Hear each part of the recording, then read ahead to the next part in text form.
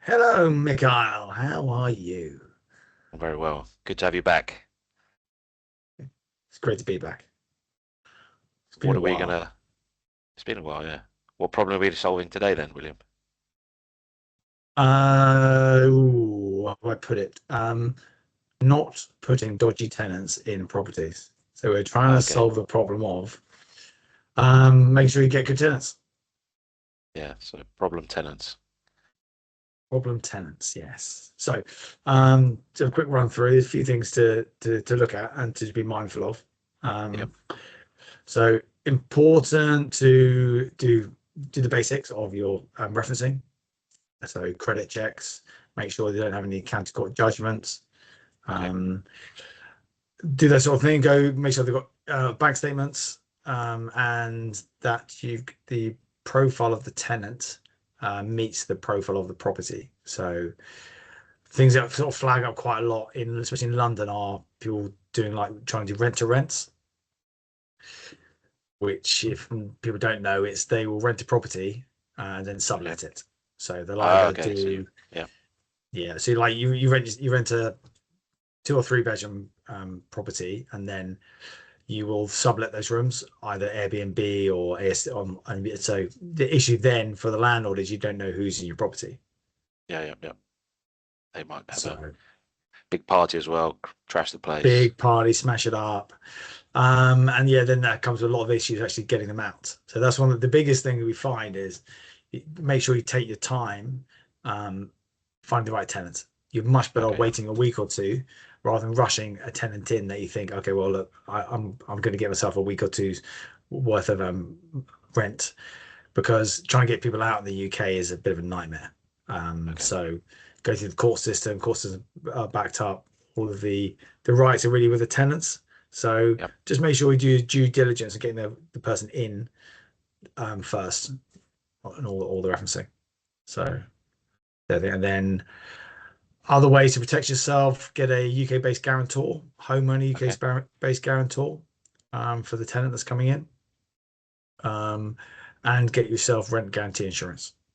Okay. Um, a lot of people don't do it, which I don't understand why, because it only usually costs about £200 to £300 a year for a policy, Okay.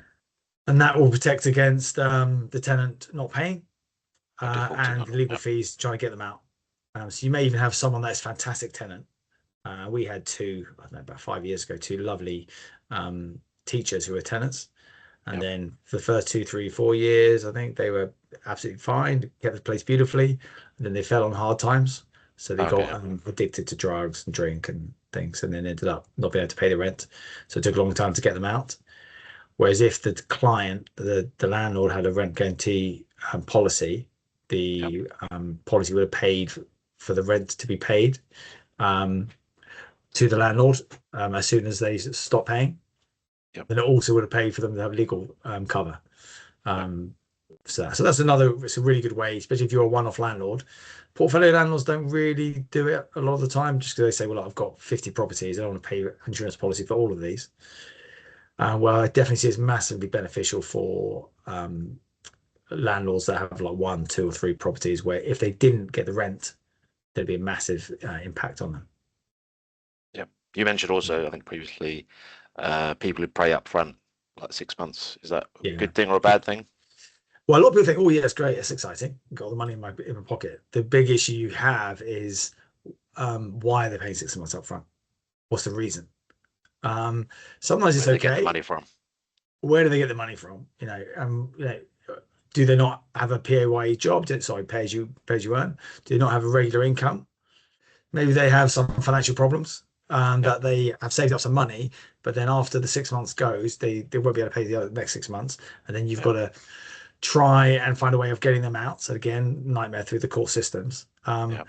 The regular ways that the regular people we see paying 6 months in advance that are very standard are like foreign students All right. Okay. because they don't have a UK based guarantor, Yep. but they have the money to study here. And but as long as you do your make sure you do your checks on them, so get a letter from the university, say yeah, these are the people, Yep.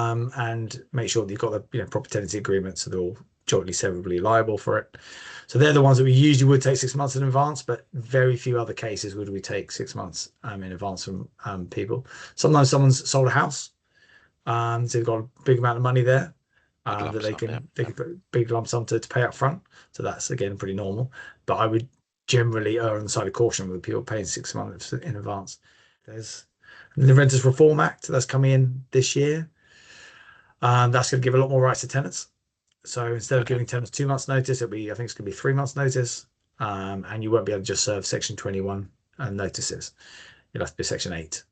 The most important takeaway is do your due diligence before. Really make sure you analyze the tenant profile and go through all the documentation, go through the references, go through the credit checks before you sign the tenancy agreement and before you move them in, because it's a nightmare getting them out. But if you do due diligence before, then you have a lot less issues. And generally, I'd say 95% of the time it's absolutely fine, but it's just guarding against that 5%. And that's hopefully where you and your team, with your experience of dealing with these problems week in, week out, you can advise. I think that's a good thing about a lot of guys in our team, guys and girls, is that you can generally smell a rat and where the issues are. So and we've got a lot of checks and measures to before you put someone in. So there's like a few layers there, just to make sure that it's again err on the side of caution. I'm a very cautious person, so err on the side of caution before you ever put a tenant in. Be safe out there. Be safe. Keep them peeled. Yeah. So we'll put some links in. We'll put some links in down below, and there's plenty of things you can guard against. Definitely. Well, another problem solved. Well, no problem solved. There's probably multiple problems with dodgy tenants, but the overall sphere of one problem is do your due diligence. Yes. And ask questions from people like you if you need any help. Yeah.